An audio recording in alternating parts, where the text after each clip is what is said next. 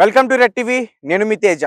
Medchal police station పరిధిలో ఒక దారుణమైన సంఘటన జరిగింది. ఇది జరిగి దాదాపు సంవత్సరం అవుతుంది. బట్ అంటే పోలీసులు ఇందులో ఇన్వాల్వ్ అయి ఉన్నారని చెప్పేసి దీన్ని బయటకు రానివ్వకుండా చాలా మంది ఆపే ప్రయత్నం చేశారు. అసలు ఏం జరిగిందంటే, ఒక యువతి మేడ్చల్ పోలీస్ స్టేషన్ పరిధిలో ఇందిరా నగర్ కాలనీకి సంబంధించి ఒక మహిళ కొంతమంది డబ్బుల కోసం తనని ఇబ్బంది పెడుతుంటే ఆమె తన తల్లితో కలిసి మేడ్చల్ పోలీస్ స్టేషన్కి వచ్చింది ఫిర్యాదు చేయడానికి, కంప్లైంట్ ఇవ్వడానికి. సో వచ్చిన తర్వాత అక్కడ పోలీస్ స్టేషన్ లో ఒక ఎస్ఐ, క్రైమ్ విభాగానికి చెందిన ఒక కానిస్టేబుల్, అతని పేరు సుధాకర్ రెడ్డి, అతనికి ఆ కేసు విషయాన్ని అప్పచెప్పారు.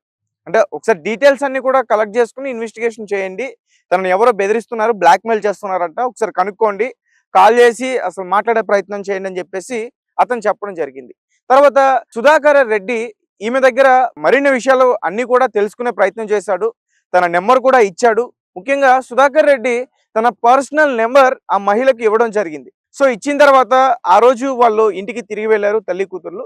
తర్వాత మహిళకు సుధాకర్ రెడ్డి కాల్ చేసి, ఇలా ఒక అడ్వకేట్ వచ్చారు, మాట్లాడే పని ఉంది, మీరు వస్తారా, నేను ఒక అడ్వకేట్ని సెట్ చేస్తాను, మీ వైపు అతను మాట్లాడతాడు అని చెప్పేసి ఆ మహిళను సుధాకర్ రెడ్డి అతని ఇంటికి పిలిపించుకున్నాడు. పిలిపించుకున్న తర్వాత మాయ మాటలు చెప్పి మాటల్లో పెట్టి ఆమెను లోబరుచుకోవడానికి ప్రయత్నం చేశాడు. అంటే ఎలా అంటే, నాకు ఇప్పటి వరకు కూడా పెళ్లి కాలేదు, నేను ఇలాగే సింగిల్గా ఉండిపోయాను అని చెప్పేసి ఆమెను మాయ చేసి మొత్తానికి మరి మత్తు మందు కలిపాడో ఏ మందు కలిపాడో తెలియదు, కానీ తన మీద అయితే అత్యాచారం చేశాడు. సో ఆ మహిళ ఎవరికి చెప్పుకోలేకపోయింది. తనకి 31 సంవత్సరాలు.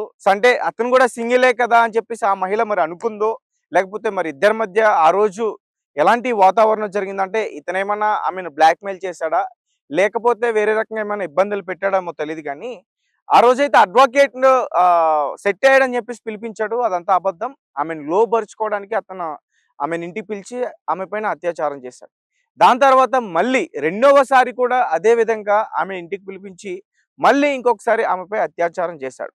తర్వాత మరి మోజు తీరిపోయిందో, ఇంకా మరి అతనికి ఏమనిపించిందో ఆమెను దూరం పెట్టాడు. ఒకరోజు ఏమైందంటే, తనకి పెళ్లి కాలేదని చెప్పాడు కదా, వాళ్ళ భార్య, సుధాకర్ రెడ్డికి సంబంధించిన భార్య, ఈ మహిళ ఎవరైతే పోలీస్ స్టేషన్కి వచ్చి కంప్లైంట్ ఇవ్వడానికి వచ్చిందో ఆ మహిళ సుధాకర్ రెడ్డికి ఫోన్ చేసింది. ఫోన్ చేసినప్పుడు వాళ్ళ భార్య ఎత్తి, నీ వల్లే మా ఇంట్లో గొడవలు అవుతున్నాయి, నీ వల్లే నా పిల్లలతో నేను సంతోషంగా ఉండలేకపోతున్నాను, దానికి కారణం నువ్వే అని చెప్పేసి ఫోన్లో వాళ్ళిద్దరు కూడా గొడవ పడ్డారు.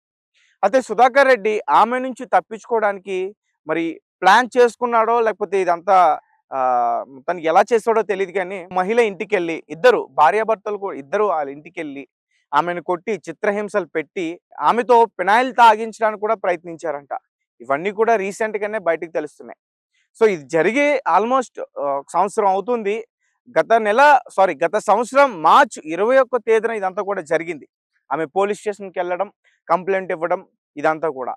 తర్వాత ఘర్షణ పడుతున్నారు ఒకరిపైన ఒకరు. పైగా ఈ మహిళ సుధాకర్ రెడ్డి వలన ఆమె గర్భం కూడా దాల్చింది. దాని తర్వాత తల్లి కూడా చాలా సీరియస్ గా తీసుకున్నారు ఈ విషయాన్ని. పోలీస్ స్టేషన్కి వెళ్ళి మళ్ళీ ఆ వ్యక్తి పైన కంప్లైంట్ ఇవ్వడానికి వాళ్ళు సిద్ధపడ్డారు. బట్ ఇతనికి పోలీసులు అంటే, అతను కూడా కానిస్టేబులే కాబట్టి మరి పోలీసులు, ముఖ్యంగా మేడ్చల్కి సంబంధించిన పోలీసులు అతనికి సహకరించారేమో తెలీదు. ఆ కేసుని అంతగా పట్టించుకోలేదు. దాని తర్వాత అతన్ని బదిలీ చేశారంటూ కూడా చెప్తున్నారు. మరి రిమాండ్ లో పెట్టారని చెప్పేసి ఒక వార్త అయితే బయటకు వచ్చింది. మరి రిమాండ్ లో పెడితే ఇప్పటి వరకు కూడా ఆ మహిళకు ఎందుకు న్యాయం జరగలేదు. గత నెల ఆగస్టులో ఒకసారి మళ్ళీ కంప్లైంట్ ఇచ్చింది. ఈ నెల 3వ తారీఖున కూడా ఆమె ఫిర్యాదు చేయడం జరిగింది కమిషనరేట్ లో. దాని తర్వాత ఇప్పుడు సీరియస్ గా యాక్షన్ తీసుకున్నారు. అంటే ఇన్ని రోజులు మరి ఎందుకు యాక్షన్ తీసుకోలేదు? సుధాకర్ రెడ్డి ఆమెను చంపడానికి కూడా ప్రయత్నించాడంట. ఒక రోజు ఒక ప్లేస్ కి తీసుకెళ్లి, అంటే మళ్ళీ అతనితో ఉన్నది, ఆ విషయం అందరికీ తెలిసిపోయింది. ఒక పక్క గర్భం కూడా దాల్చింది. మరి పెళ్లి చేసుకుంటానన్నాడో, లేకపోతే వేరే ఇతర ఏం మాయ మాటలు చెప్పాడో తెలియదు, కానీ ఒక ప్లేస్ కి తీసుకెళ్లి ఆమెను చంపే ప్రయత్నం కూడా చేశాడు. ఆమె వంటి మీద గాయాలు కూడా ఉన్నాయి. ఈ పోలీస్ వ్యవస్థ అతనికి సపోర్ట్ చేస్తుంది. అందుకోసం ఇన్ని రోజులు కూడా, ఒక సంవత్సరం పాటు కూడా అతను ఈ విధంగా ఆమెను హింసలు పెట్టడం, ఇటువంటి భయం లేకుండా నన్ను ఎవరు ఏం చేయలేరు అనుకుని ఇష్టానుసారంగా ఆమెతో ప్రవర్తించాడు. ఒకవేళ ఆమెను చంపేసి ఉంటే అసలు మరి పరిస్థితి ఏంటి? మేడ్చల్ పోలీస్ స్టేషన్లో మరి అక్కడ ఎస్ఏ ఉన్నారా, సిపి ఉన్నారా, మరి వాళ్ళెవరు దృష్టికి ఈ కేసు విషయాలు మరి వెళ్ళలేదా? వాళ్ళు ఎందుకు పట్టించుకోలేదు? వాళ్ళ దృష్టికి వెళ్ళినప్పుడు అతన్ని వెంటనే సస్పెండ్ చేసి అతనికి శిక్ష పడేలా ముందుకు తీసుకెళ్లాల్సింది. బట్ వాళ్ళు అలా బిహేవ్ చేయలేదు అక్కడ. ఇది క్లియర్‌గా అర్థమవుతుంది కదా! అంటే సామాన్యులకు ఒక న్యాయం, సామాన్య ప్రజలకు ఒక న్యాయం, అంటే ఉన్నతాధికారులకు ఒక న్యాయమా? ఒక మహిళ ఒక తనకి ఇబ్బందొచ్చి తన పర్సనల్ లైఫ్‌లో తనకి ఇబ్బందొచ్చి ఒక తల్లితో పోలీస్ స్టేషన్‌కొస్తే పోలీస్ స్టేషన్‌లో ఇదా మీరు జేసేది? ఇంకా మరి ప్రజలకి మీ పైన అసలు నమ్మకం ఎలా వస్తుంది?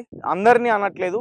నేను కేవలం మేడ్చల్ పోలీస్ స్టేషన్‌లో ఎవరైతే ఈ రకంగా పాల్పడ్డారో వాళ్ళని మాత్రం అంటున్నా. ఎందుకంటే ఇతనికి సంబంధించి మరొక కానిస్టేబుల్ కూడా ఆమెకు ఫోన్ చేసి బెదిరించాడంట. ఫోన్ చేసి కేసు నువ్వు వెనక్కి తీసుకో, వెనక్కి తగ్గు, లేదంటే మా సంగతేంటో చూపిస్తామని అతను కూడా బెదిరించాడంట. అవన్నీ కాల్ రికార్డింగ్స్ అవన్నీ కూడా ఉన్నాయి. బట్ ఏమి కూడా ఈ కేసుకి సంబంధించిన డీటెయిల్స్ గాని, విషయాలన్నీ కూడా బయటకు రాకుండా ఇన్ని రోజులు మేనేజ్ చేశారంటే మరి వీళ్ళు ఆ మహిళకు ద్రోహం చేసినట్లే కదా! ఒక అమాయక మహిళను వాళ్ళు మాయ చేస్తున్నట్టే కదా! మోసం చేసినట్టే కదా! పెద్దవాళ్ళకు ఒక తీరు, ఉన్నోళ్ళకి ఒక తీరు, లేనోళ్ళకి ఒక తీరా? సామాన్య ప్రజలకు న్యాయం దొరకదా పోలీస్ స్టేషన్‌లో? ముఖ్యంగా మేడ్చల్ పోలీస్ స్టేషన్‌లో ఎవరు పట్టించుకోరా? సంవత్సరం పాటు ఈ కేసుని అలా ఉంచారు. ఆ మహిళ పరిస్థితి ఏంటి? అసల వెంటనే సస్పెండ్ చేయకుండా మళ్ళీ అతన్ని బదిలీ చేయడం ఏంటి? మార్చి 21 జరిగిందండి ఈ సంఘటన. సో, ఒకసారి మీరే అర్థం చేసుకోండి ఎంత చక్కగా మేనేజ్ చేశారో. అంటే వ్యవస్థల చేతిలో, అంటే పోలీస్ వ్యవస్థల చేతిలో ఉంది కాబట్టి అతను చేయగలిగాడు సుధాకర్ రెడ్డి అనే వ్యక్తి. మరి వాళ్ళ వాళ్ళ మిసెస్, వాళ్ళ భార్య, మరి ఆమె ఎందుకు కొట్టడానికి వెళ్ళిందో నాకైతే అర్థం కావట్లేదు.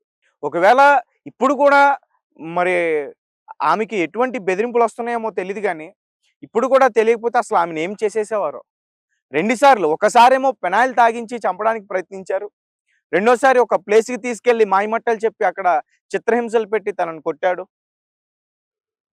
మరి ఈసారి గనక ఆమె ఒంటరిగా అతని దగ్గరికి వచ్చుంటే అసలు ఏం చేసేవాడు? ఒకవేళ ఏమన్నా చేసున్నా గాని ఎవరికీ తెలియకుండా మేనేజ్ చేసేసేవాడు. ఎందుకంటే 1 ఇయర్ పాటు అంత సీరియస్ ఇష్యూ అయినా గాని 1 ఇయర్ పాటు మేనేజ్ చేయగలిగాడంటే ఇంకా ఈ విషయాన్ని ఎందుకు మేనేజ్ చేయలేడు? సో, కాబట్టి నాకు పూర్తిగా అర్థమైంది. అంటే సామాన్య ప్రజలకి ఒక న్యాయం, ఉన్నతాధికారులకి ఒక న్యాయం. ఇక్కడ క్లియర్‌గా కనిపిస్తుంది కదా! ఎస్ఐకి బాధ్యత లేదా? పట్టించుకోరా? ఒక మహిళ మీ మీ స్టేషన్‌కొచ్చిందంటే మీరు న్యాయం చేస్తారనే కదా! ఒక పక్క భయపెడుతున్నారంటే మీరు కొంచెం ధైర్యం చెప్తారనే కదా! పట్టించుకోకుండా ఇట్లా వదిలేస్తే, పైగా క్రైమ్ బ్రాంచ్ విభాగం సుధాకర్ రెడ్డి అని చెప్పేసి చెప్తున్నారు. మళ్ళీ అతనికి సన్మానాలు. ఇవన్నీ నేను కావాలని చెప్పట్లేదు. నేను కొన్ని పిక్స్ చూసాను. కొన్ని డీటెయిల్స్ చూసాను. చూసిన తర్వాత నేను మాట్లాడడం జరుగుతుంది. అంటే ఆ మహిళకు న్యాయం జరగాలి. ఇంకా పోలీస్ స్టేషన్ దగ్గర ఇలా ఉంటే మరి ఇంకా ఎక్కడ ఆ మహిళకు న్యాయం జరుగుతుంది? సో ఖచ్చితంగా ఈ రకంగా పాల్పడిన సుధాకర్ రెడ్డికి కఠినంగా శిక్ష పడాలి. అదే రకంగా మహిళ ఎవరైతే ఉన్నారో వాళ్ళ ఇంటికెళ్ళి ఆమె కూడా తన పైన దాడి చేసింది కాబట్టి వాళ్ళిద్దరికీ కూడా శిక్ష పడాలి. ఆమె కూడా ఫిర్యాదు చేయాల్సిన పరిస్థితి ఉంది.